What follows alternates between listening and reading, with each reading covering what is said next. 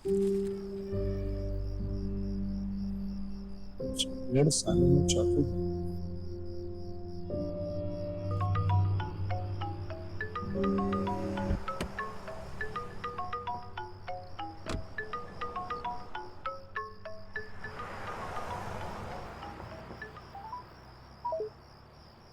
हाँ सुधा, अरे कितना टाइम लगेगा आपको? पिंकी की तबीयत फिर बिगड़ गई है। उसको बहुत दर्द हो रहा है। कहाँ हो आप? परेशान मत हो। पिंकी को दर्द की दवा पिलाओ, मैं आ रहा हूँ जल्दी से। परेशान कैसे ना हो?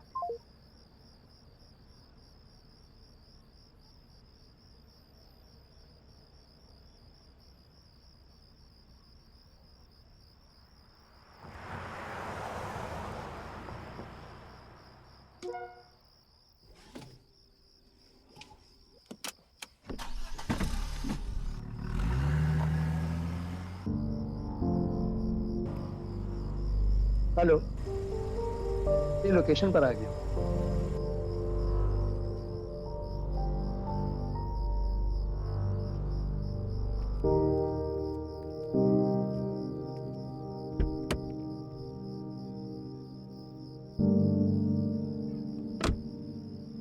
Madam OTP 1025।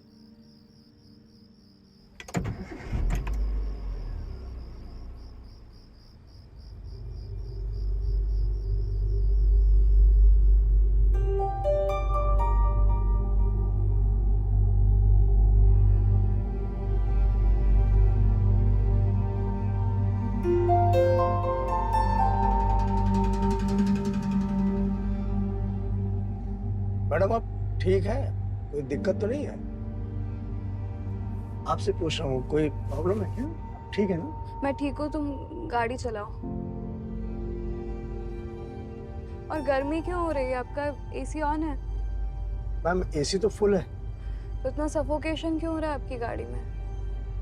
एक काम करिए, विंडो ओपन करिए।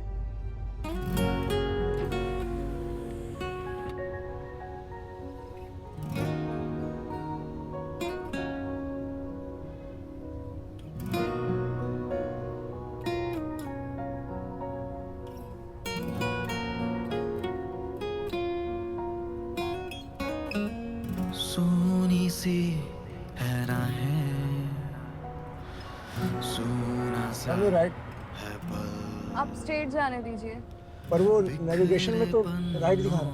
में हम मैं बोल रही हूँ ना, स्ट्रेट चलिए। ढूंढते अपना कल, जिस दरिया में डूब रही हो, जिस दरिया यहाँ से? में डूब रही हो, इसी रास्ते पे चलने दीजिए। किनारा जो मैप रूट है उससे बहुत अलग जा रहे हैं हम लोग। आपको जाना कहाँ है? आई टोल्ड यू ना, जस्ट गो स्ट्रेट। कहीं और दिल कहीं, घूमूं परिंदा बन कहीं। हेलो, अरे कहाँ रह गए आप? आपको कोई चिंता है भी कि नहीं? मैं कब से आपका इंतजार कर रही हूँ। अरे मैं चला आया था पैसेंजर है साथ में। सेंसर, आप तो तुमने दर्द की दवा पिलाई? कहाँ रखी है? मुझे मिल नहीं रही है। कब से ढूंढ रही हूँ। फ्रिज के ऊपर जो अलमारी है उसी में रखी हुई है, सुबह देखी थी मैंने। अरे तुम्हें कोई चिंता है भी कि नहीं अपनी बच्ची की? यहाँ बच्ची की दर्द से जान सुधा मैं जा। बाप हूँ उसका, उसी लिए तो काम कर रहा हूँ ना। रात के 12 बजे मैं क्यों चला रहा हूँ टैक्सी? ताकि उसके लिए पैसे का इंतजाम कर सकूँ ना। भगवान ही जाने कब पैसे का इंतजाम होगा। तो बार बार मुझे याद दिलाने की जरूरत नहीं है। फिलहाल आप घर आइए, मैं तब तक उसको दवा देती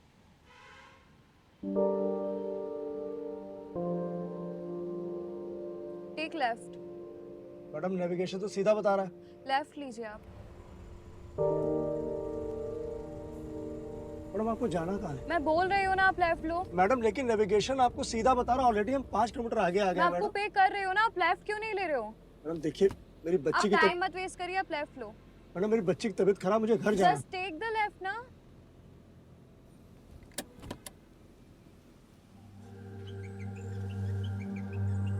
मैडम आप एक बार में नहीं बता सकते कि कहाँ जाना है? सीधा सीधा चलो।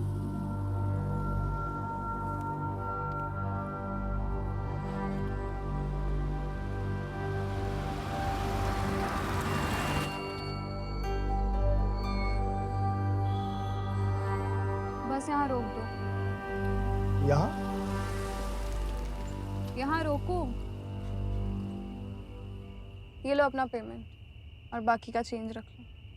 मैडम, आपका बुकिंग लोकेशन अलग था, पूछना नहीं चाहिए, पर इतने सुनसान रास्ते में आप यहाँ उतर रहे हैं, थोड़ा मतलब। आपने ड्रॉप कर दिया है ना, अब जाओ यहाँ से। It's none of your business.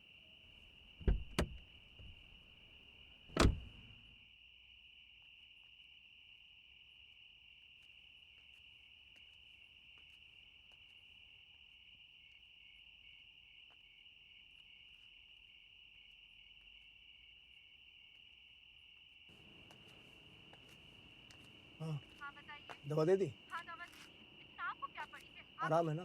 हाँ अभी सो गई है। ठीक है, सोने दो।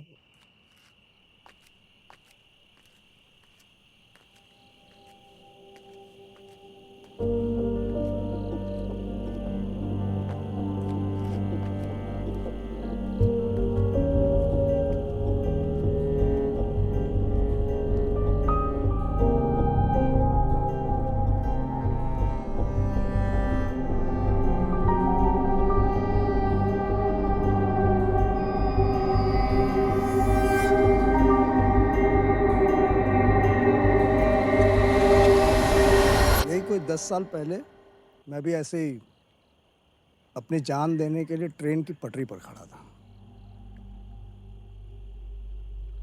ऐसे ही। और जैसे आपकी आंखों में दिखाई पड़ रहा ना, सेम टू सेम यही दुख, यही पीड़ा मेरी आंखों में थी। और मुझे लगता था कि मर जाना ही एकमात्र रास्ता है इस दुख से छुटकारा पाने का, इसलिए मरने गया था। तभी पता नहीं कहां से अचानक एक आदमी आ गया, बड़ा ही अजीब सा।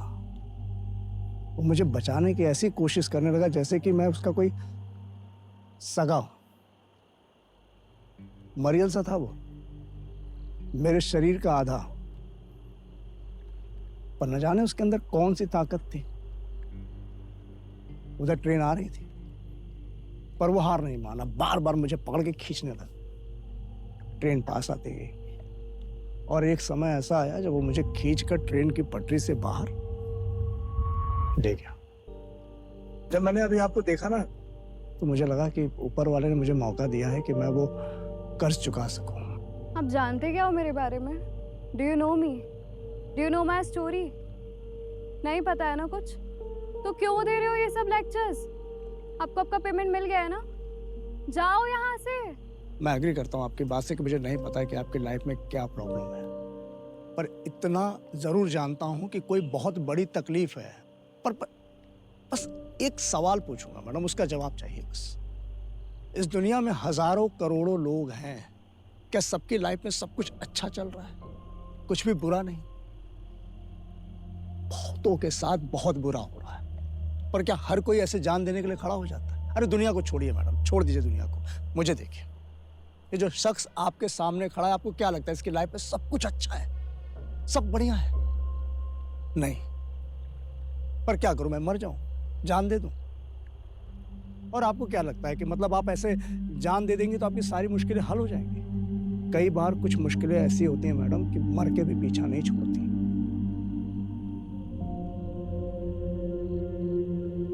ऐसा क्या हुआ है आपके साथ? देखिए, अगर आप सच में जानना चाहते हैं तो मैं आपको अपनी कहानी जरूर सुनाऊं, पर एक रिक्वेस्ट है कि प्लीज यहां से हट जाइए।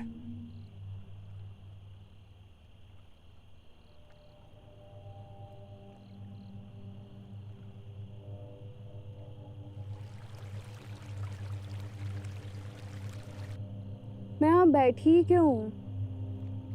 मैंने जो डिसाइड किया था वो तो मैं करूँगी। और आप यहाँ पे क्या कर रहे हैं? आपको घर जाना चाहिए, आपकी बेटी को आपकी ज़रूरत है। आप सही कह रहे हैं मैडम, पता नहीं मैं भी यहाँ क्यों बैठा हूँ। मुझे ये भी नहीं पता कि मैं आपको बचाना क्यों चाहता हूँ। ये भी नहीं पता कि मैं घर क्यों नहीं जाना चाहता। ये भी नहीं पता कि घर जाकर करूंगा क्या। ये भी नहीं पता कि मैं अपने बच्चे का दर्द कैसे कम कर सकता हूँ। मुझे तो ये भी नहीं पता होता है मैडम कि जब मेरी बच्ची मुझसे पूछती है कि पापा मैं ठीक हो जाऊंगी तो मुझे क्या कहना है। हकीकत में मैडम बहुत सारे ऐसे सवाल होते हैं जिनका कोई जवाब नहीं होता, पर इसका मतलब ये नहीं होता कि हम उन सवालों से डर जाएं। और यकीन मानिए मैडम, जिंदगी में कितनी भी तकलीफ आ जाए वो आपके हौसलों से बड़ी नहीं हो सकती।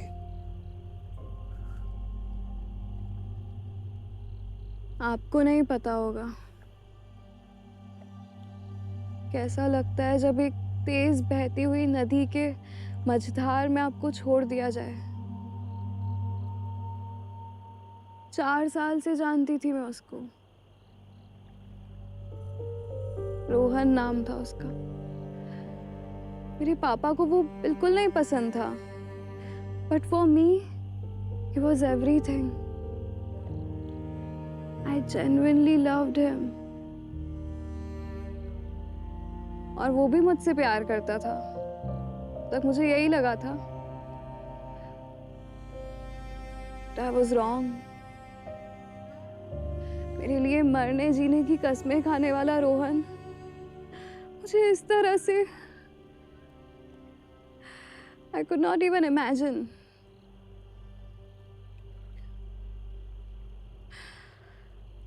हम लोगों ने सबसे छुपकर भाग जाने का प्लान बनाया। उसने मुझसे प्रॉमिस किया था कि वो 10 बजे स्टेशन पर आएगा किसी भी तरह। मैं घर से सारा सामान पैक करके उसके कहने पर कैश, बिलोंगिंग्स, ज्वेलरी सब कुछ लेकर स्टेशन पहुंच गई। पर वो वहाँ पे नहीं था। मैंने उसको बहुत सारे कॉल्स किए। स्टेशन पर बहुत सारी भीड़ थी और मुझे यकीन था कि बस अब रोहन निकल के आएगा और सब कुछ ठीक हो जाएगा। एक कॉल का आंसर तक नहीं दिया उसने। भीड़ धीरे धीरे कम होती गई। मुझे डर लग रहा था मैं क्या करूं, किसको बोलूं, और उसका फोन स्विच ऑफ हो गया। वो नहीं आया। उस वक्त मेरे पास घर जाने के अलावा और कोई ऑप्शन नहीं था।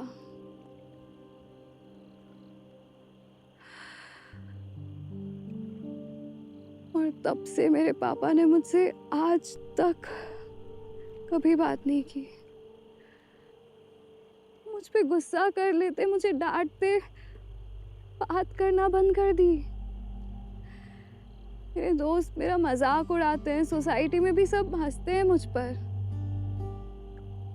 आप ही बताइए, मेरे पास मरने के अलावा और कोई ऑप्शन है? मैं क्या करूं? और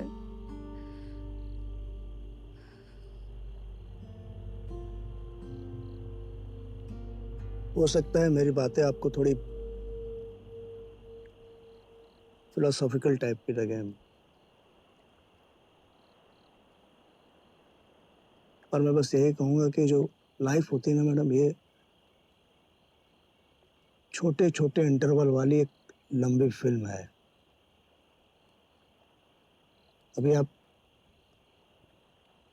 जिस मोड़ पे हैं, एक छोटा सा इंटरवल है। आपकी कहानी में एक मोड़ आया है। थोड़ी कहानी आगे बढ़ी, एक नया ट्विस्ट आएगा, फिर आगे कहानी बढ़ जाएगी, रोलर कोस्टर की तरह। जिंदगी में उतार चढ़ाव चलते रहेंगे, कहानी चलती रहेगी।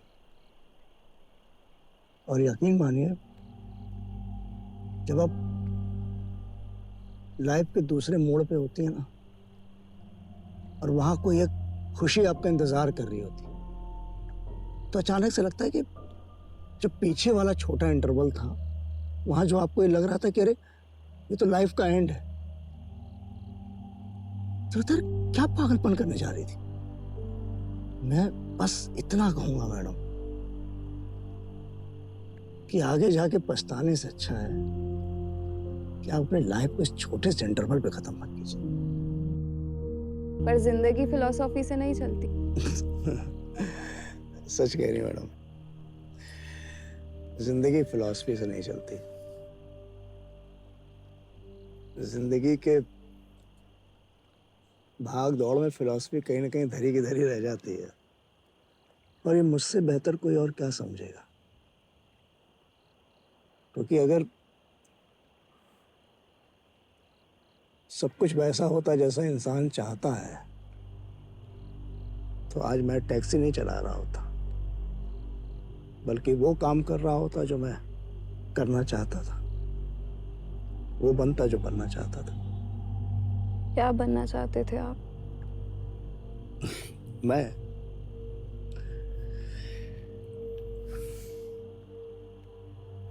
एक एक्टर बनना चाहता था। एक्टर? जी, दरअसल मेरे फादर का एक छोटा सा रेस्टोरेंट था और वो चाहते थे कि मैं उस रेस्टोरेंट में हाथ बढ़ाऊं ताकि वो बिजनेस आगे बढ़े। और मुझे तो बचपन से एक्टिंग बहुत पसंद थी। मैं धीरे धीरे स्टेज से जुड़ गया और रंगमंच की दुनिया में जब पहुंचा तो मैडम ऐसा लगा कि यही मेरी असली दुनिया है, यही मेरी जिंदगी है। जब मैं स्टेज पे होता था ना मैडम, तो ऐसा लगता था कि दुनिया की सारी खुशियां मेरे आंखों के सामने हैं। जब मेरी परफॉर्मेंस पे तालियों की गड़गड़ाहट से पूरा ऑडिटोरियम गूंजता था ना,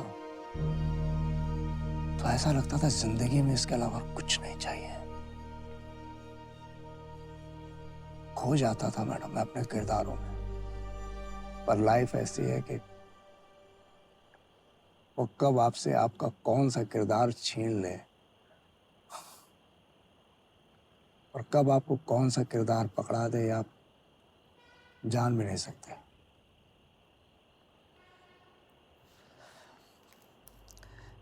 एक रोड एक्सीडेंट में मेरे फादर की डेथ हो गई और अचानक से घर की सारी जिम्मेदारी मेरे ऊपर आ गई। तो फिर मुझसे जो बन पड़ा, छोटा बड़ा, मैंने वो हर काम किया अपने घर को चलाने के लिए। बहन की शादी की, फिर माँ के कहने पर मुझे भी शादी करनी पड़ी। और कब मैं बेटे भाई से एक पति और पति से कब बाप बन गया मुझे पता ही नहीं चला। बड़ा अच्छा सा लगता है मैडम, बड़ा सुकून सा लगता है जब मैं अपने परिवार के किसी सदस्य को छोटी सी खुशी भी दे पाता हूँ। तो मुझे लगता है कि मैं अपना किरदार बहुत अच्छे से निभा रहा हूँ। और इसीलिए कहता हूँ मैडम कि ये जो जिंदगी हर मोड़ पे नया किरदार देती है और आपको भी देगी। बस तय आपको करना होता है कि आप उस किरदार को कितनी ऊंचाई तक लेकर जाएं, कितने अच्छे से निभाएंगे। लगता है आज मरना मेरी किस्मत में नहीं है, वरना मुझे कोई फिलोसोफर सुपर टैक्सी ड्राइवर नहीं मिलता। पता नहीं आप कौन हैं, मैं आपका नाम तक नहीं जानती हूँ, पर आपके साथ बिताया हुआ ये जितना भी समय है ऐसा लग रहा है एक मुद्दत मुझे छूकर गुजर गई है। तो फिर घर चले मैडम? घर? जी घर।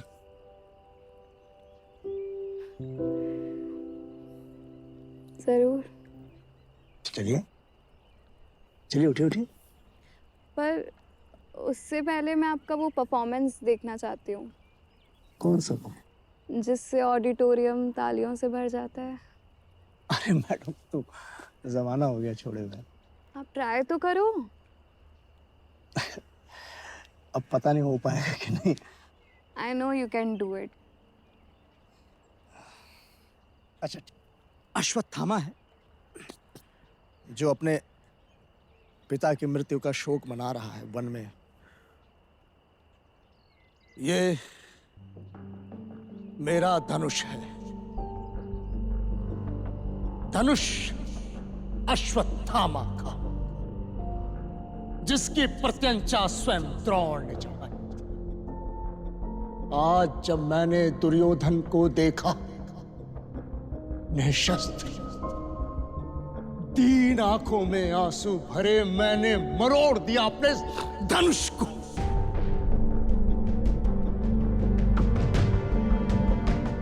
कुचले हुए सांप सा भयावह, किंतु शक्तिहीन है ये मेरा धनुष।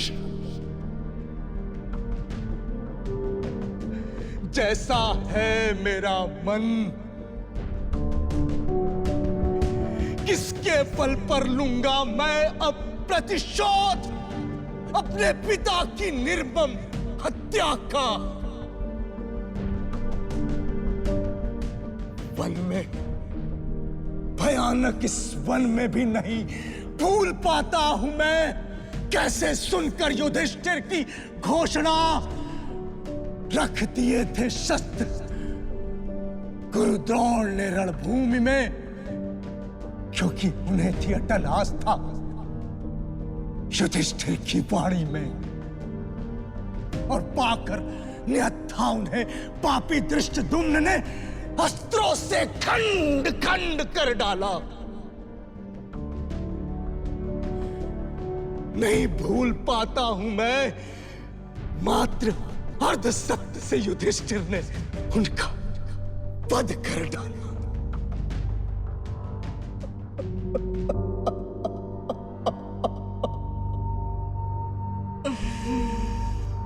उस दिन से मेरे भीतर भी जो शुभ था, कोमलतम था, युधिष्ठिर के अर्ध सत्य ने उसकी भ्रूण हत्या कर दी। अरे धर्मराज होकर वो बोले नर या कुंजर, मानव और पशु को उन्होंने पृथक नहीं किया। हाँ? तब से मैं भी हूं एक पशु मात्र, अंध बर्बर पशु। किंतु आज मैं इस अंधी गुफा में हूं, भटक गया। गुफा यह पराजय की। सुनो दुर्योधन, सुनो द्रोण, सुनो, मैं अश्वत्थामा, यह तुम्हारा अश्वत्थामा, कायर अश्वत्थामा शेष हूं अभी तक मैं, जैसे किसी रोगी मुर्दे के मुख के भीतर शेष है गंदा कफ, बासी थूक। शेष हूं अभी तक मैं, शेष हूं।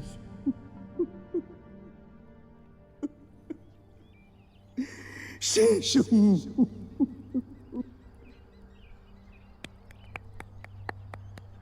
क्या बात है, आप तो गजब के कलाकार हैं। अरे क्या कलाकार मैडम, डायलॉग भूल गया मैं तो।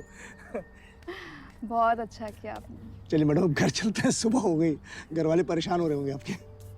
जी आइए।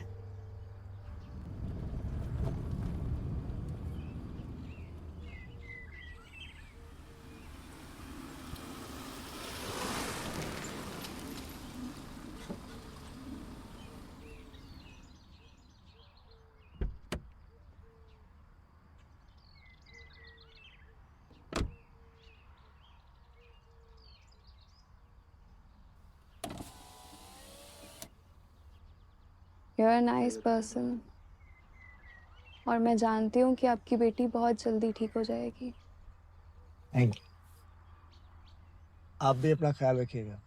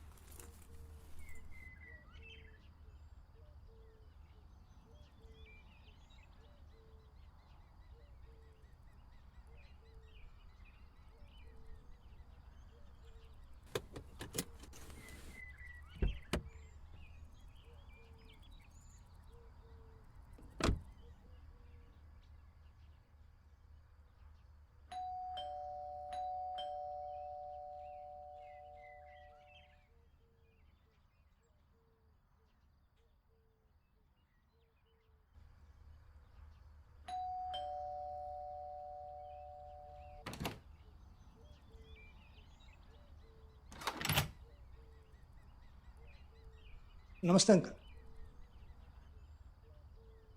वो मैं कैब ड्राइवर हूँ। अभी मैडम आई थी हमारे कैब से, तो उनका एक पर्स छूट गया है, तो एक बार आप बुला देंगे तो ये पर्स उनको दे देंगे। मैडम अभी आई थी। चाय पियोगे?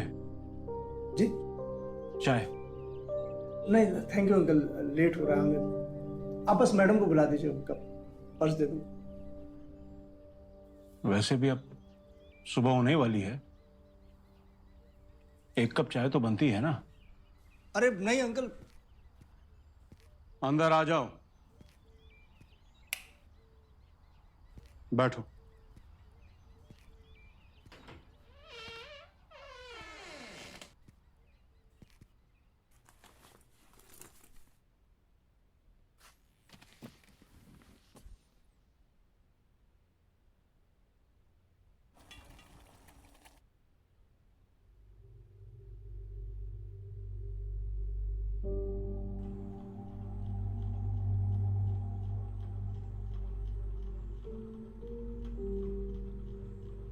बाबूजी, अगर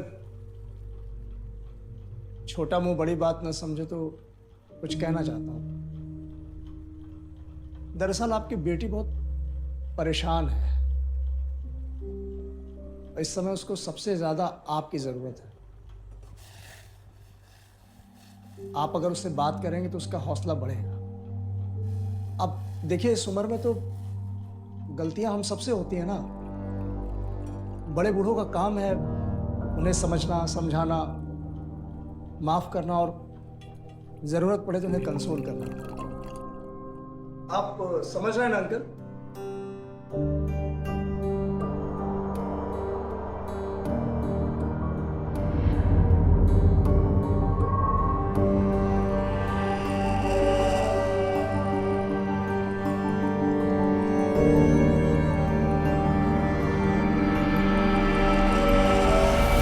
रिया को मरे पूरे 2 साल हो चुके हैं।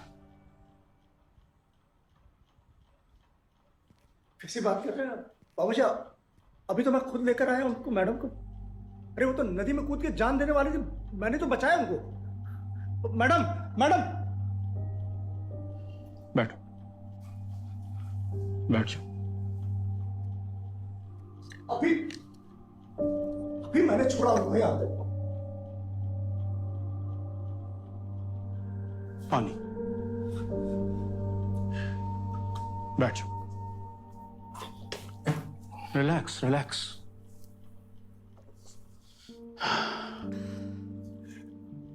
चाय पियो। बाबूजी, बाबूजी आप मेरा बिलीव करिए, मैंने खुद मैडम को यहीं से पिक किया था और घूमते घुमाते हम लोग नदी किनारे पहुंचा। मैंने देखा कि मैडम जो है वो सुसाइड करने जा रही, तो मैं खुद उनको समझा बुझा के वापस लेके आया हूं। अभी काश उस दिन भी कोई उसे समझा बुझा कर घर ले आता, लेकिन ऐसा हुआ नहीं।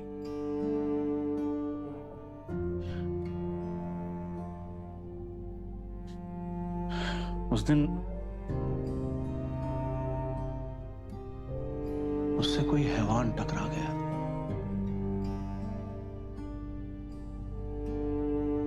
मेरी फूल सी प्यारी बच्ची के साथ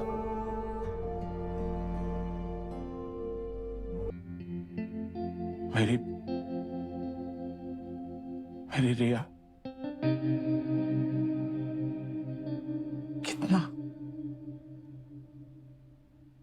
कितनी तड़पी होगी ना वो।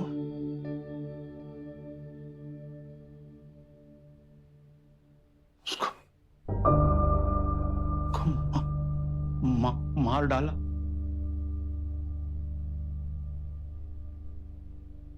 सभी से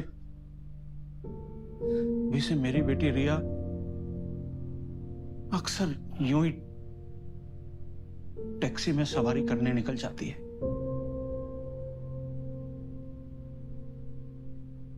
और अगले दिन सुबह अखबार में मैं पढ़ता हूं कि टैक्सी वाले की संदिग्ध हालत में मौत।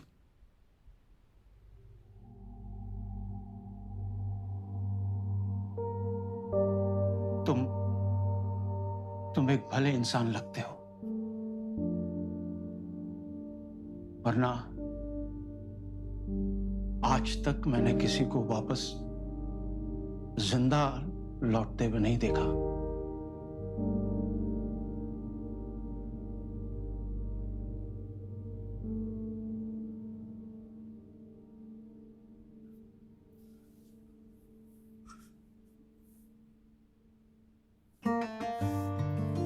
विलियम, ये पर्स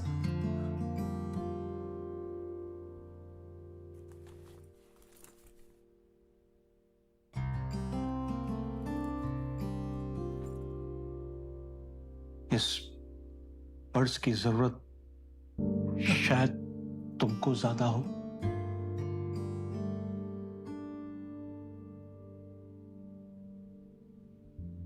बाबूजी, आप इसे रखें। नहीं बेटा, रख लो।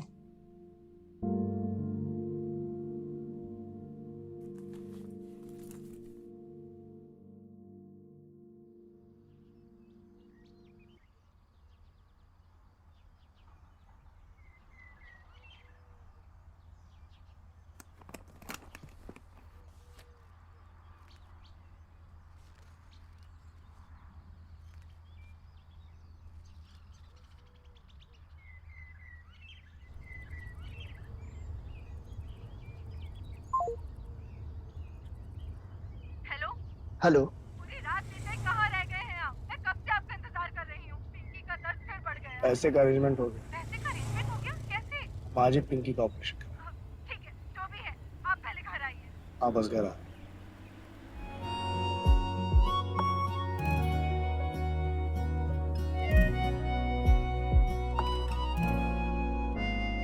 ये जो हल्का सा एहसास है, सारी अधूरी रात है।